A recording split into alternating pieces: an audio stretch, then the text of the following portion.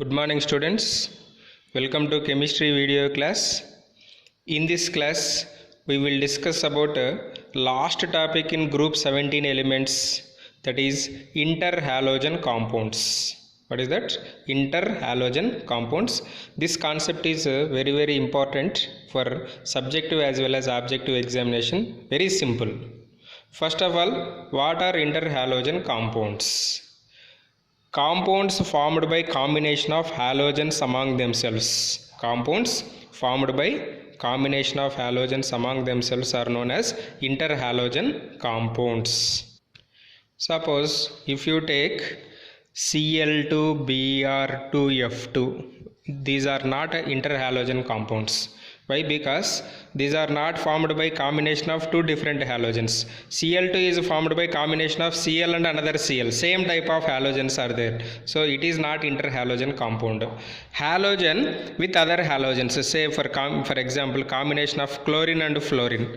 This is called interhalogen compounds. So that's why compounds formed by the combination of halogens among themselves are known as interhalogen compounds.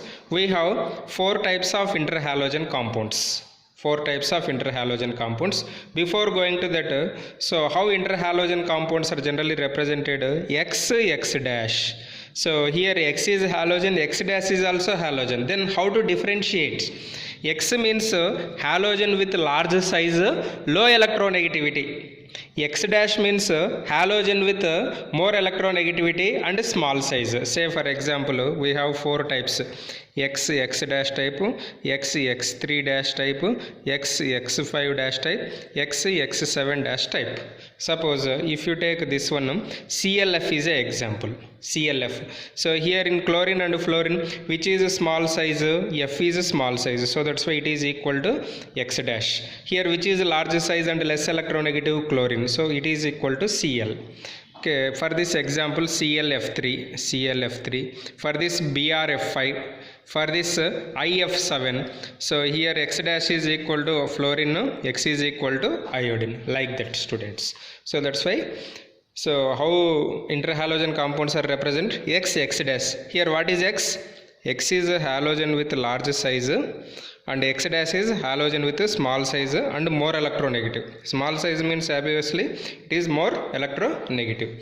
So simply you can write in examination, what are interhalogen compounds means what we have to write? Compounds that are formed by combination of halogens among themselves are called interhalogen compounds. Clear? Next, come to preparation. How to prepare interhalogen compounds? These interhalogen compounds are prepared by either direct combination of halogens among themselves at different temperatures and pressures. Direct combination of halogens among themselves. Say for example CLF. I taken here CLF na CLF. So chlorine, fluorine, equal volumes if you take at 437 Kelvin, we will get chlorine monofluoride. Here ClF3 you take. So this is I taken ClF3. So chlorine is less, fluorine is excess. At 573 Kelvin we will get ClF3. Similarly bromine with excess amount of fluorine, BrF5 we will get. So these are the some examples for preparation of interhalogen compounds. So direct combination, you will get interhalogen compounds. Next, properties of interhalogen compounds. So in properties also you have to remember some key points. All are covalent molecules. We know very well. Both halogens are non-metals. Between non-metal and non-metal, which bonds are formed? Covalent bonds are formed. So that's why all are covalent molecules and are diamagnetic in nature. So what is the nature? Diamagnetic in nature. Okay. Next, they are volatile solids or liquids at 298 means room temperature, except CLF is gas. Remaining are what? At room temperature either solids or liquid, but CLF is gas. Next, their melting points are higher than normal halogens. Suppose if you take Cl2 and CLF, which has a highest melting point, CLF. Their melting points are higher than halogens and increases with increasing difference in electronegativity. Suppose if you take ClF, BrF. So here electronegativity difference is increases, so that's why it has a highest melting point. It has highest melting point. So that is the meaning of this point. Next, another very important point. So this question is asked 2 to 3 times in objective examination, NEET examination. All interhalogen compounds are more reactive except fluorine. All interhalogen compounds are more reactive except fluorine. Suppose they may give question like this. First option is ClF, second one is ClF3, third one is BrF3 and fourth one is F2. So which is more reactive? Which is more reactive? Question.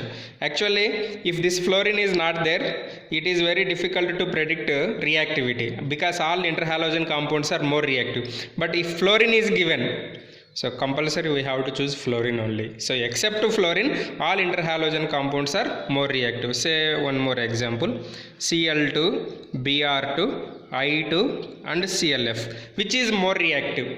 Which is more reactive? ClF is more reactive. Why? Because this is a interhalogen compound, remaining are normal halogens. Remaining are normal halogens. But if F2 is given, compulsory you have to tick for F2 only. You have to tick for F2 only. So this is about meaning of this point. All interhalogen compounds are more reactive except fluorine.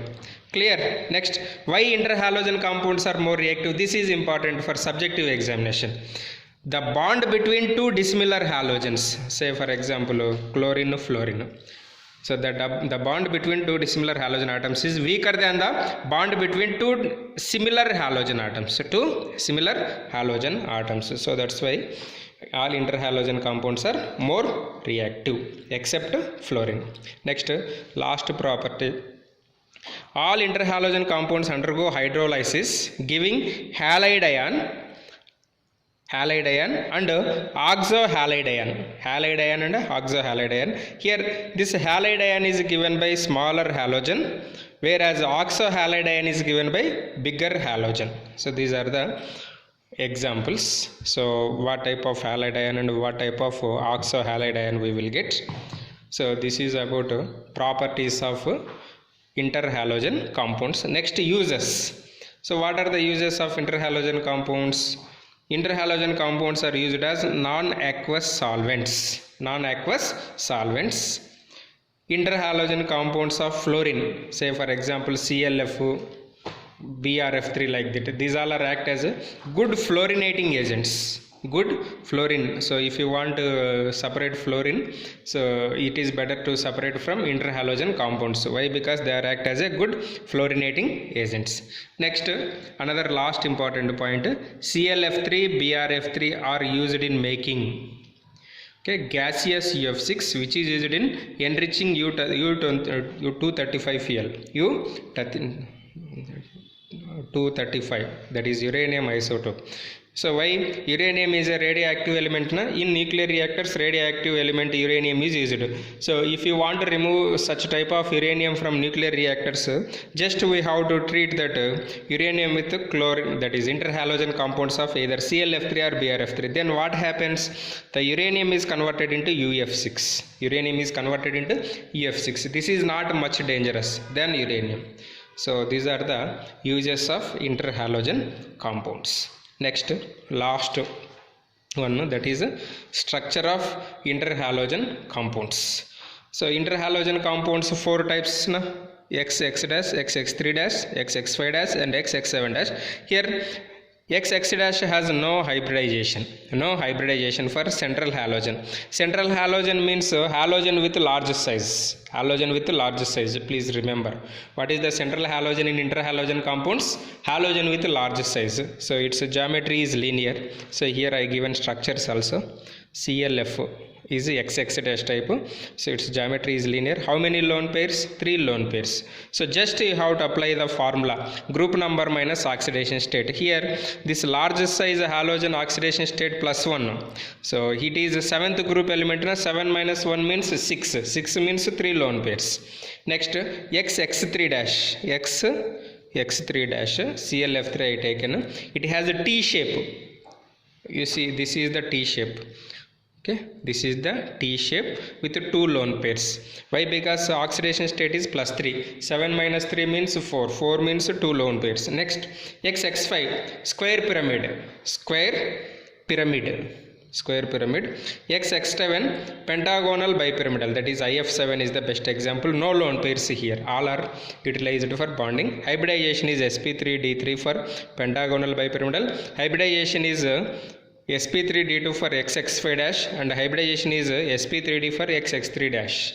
So this is about structures of interhalogen compounds. So please remember, interhalogen compounds, we know very well interhalogen compounds, just you have to apply this formula.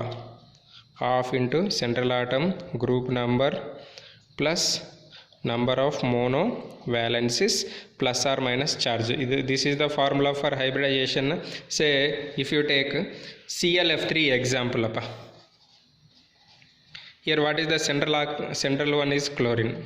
Half chlorine is 7th group element plus monovalencies means fluorine is a monovalent, forms single bonds, 7 plus 3.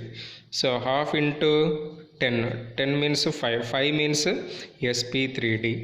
4 means sp3. 5 means sp3d. 6 means sp3d2. So you just apply this formula, you will get answer for all these compounds. Should not forget everything you have to remember in chemistry.